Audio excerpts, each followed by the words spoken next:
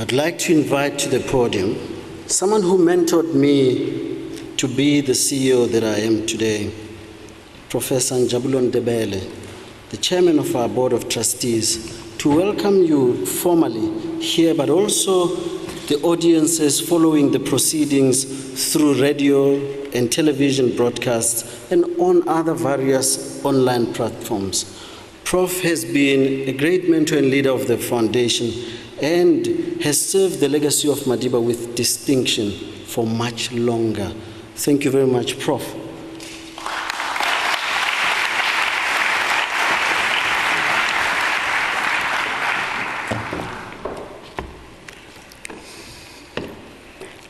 Distinguished guests, and ladies and gentlemen, on behalf of the Nelson Mandela Foundation's Board of Trustees, I thank you truly for attending the 20th Nelson Mandela Annual Lecture. Many individual expressions of thanks for making today possible are due, and they will be conveyed by our Chief Executive in his closing remarks. But just two from me at the outset. The government of Barbados has been such a pleasure to work with in bringing its Prime Minister to deliver this lecture.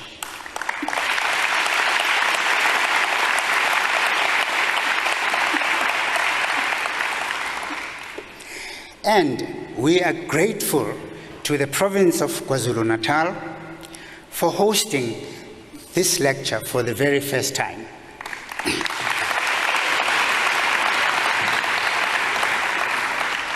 Thank you, Premier Durban.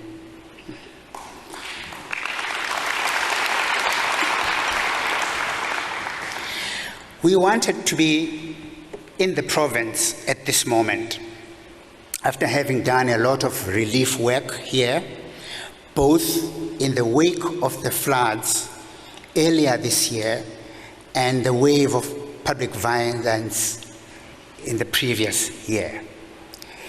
These, of course, are not isolated, unconnected phenomena.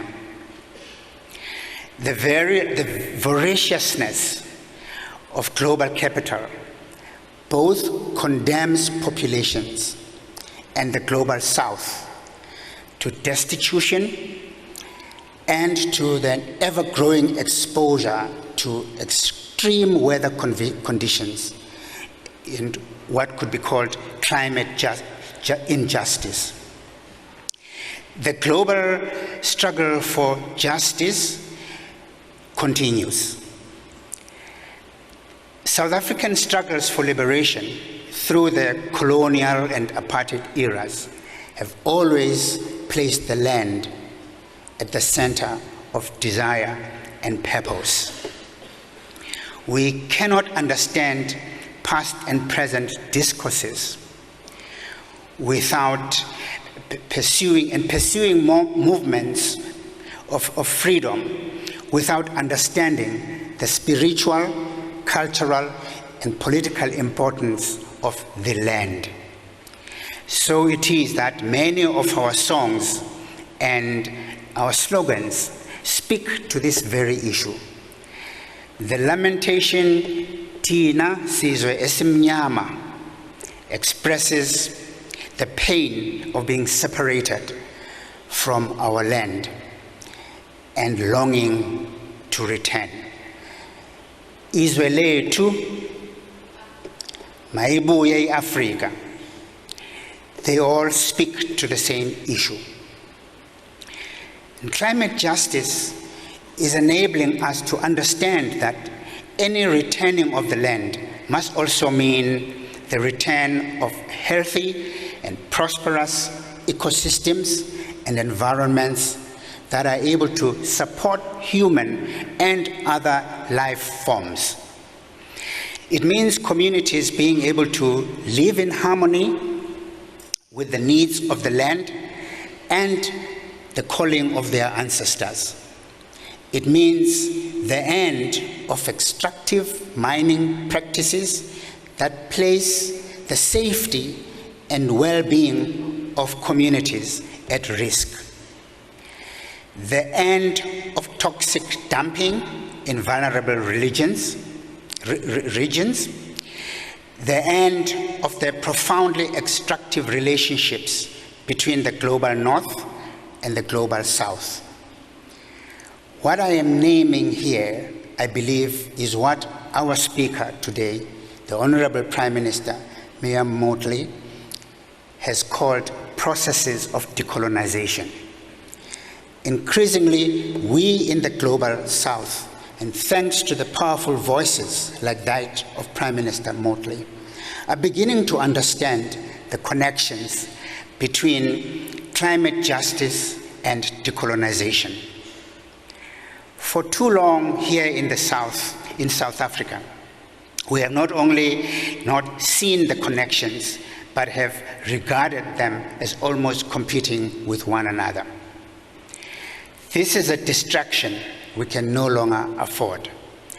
The struggle for decolonization cannot be separated from the struggle for decolonization, cannot be separated from the struggle for climate justice.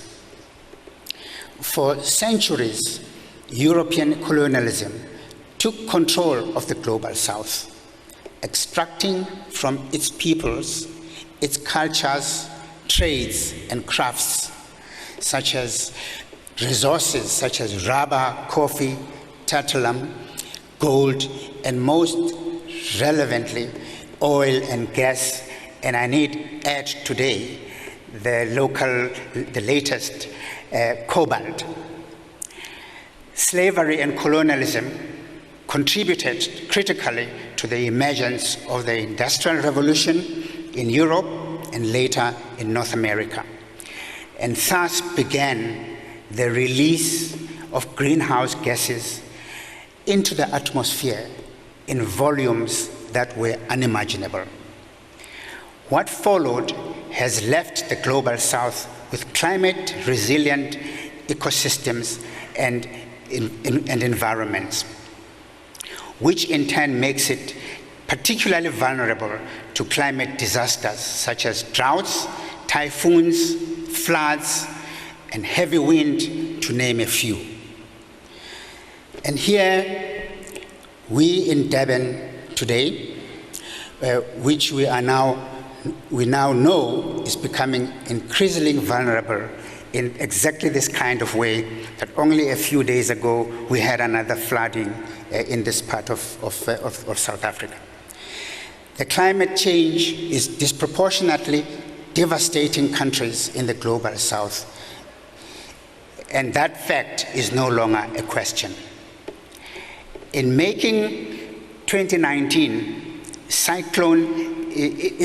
in March 2019, Cyclone Idai took the lives of more than 1,000 people across Zimbabwe, Malawi, and Mozambique, and devastated millions who are left destitute without basic food or services.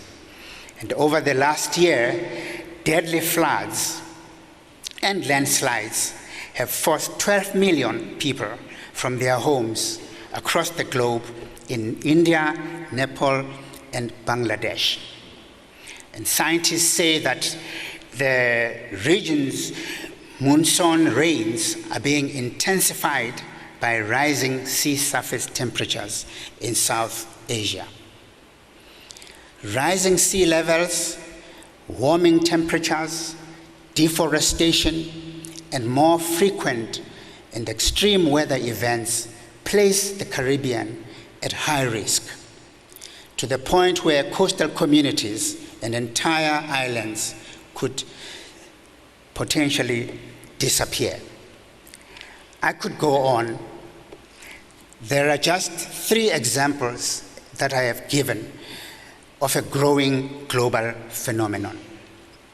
It is time for justice climate.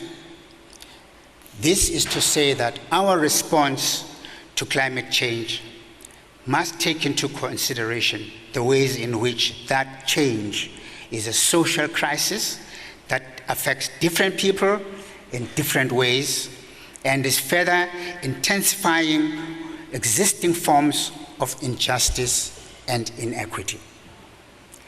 So climate justice is about understanding that the global north carries special responsibilities for changing its behaviors and finding sustainable and respectable and respectful solutions that are truly global. Climate justice is about refusing to allow the global south to become a climate sacrifice zone, while countries of the global north use their resources to fortify and protect themselves. It is time for we, countries of the global south, to understand that the struggle for decolonization is far from over. And we have to find ways of exposing and combating still very voraciously extractive global capital. And if we are to do so, then we have to find our own agency. We have to begin using the leverage that we do have consistently, but do not always use. And we have to find the vision for such a struggle. We need a vision indeed, and we need voices that articulate that vision, like that of Prime Minister Mottley. And thank you very much for that.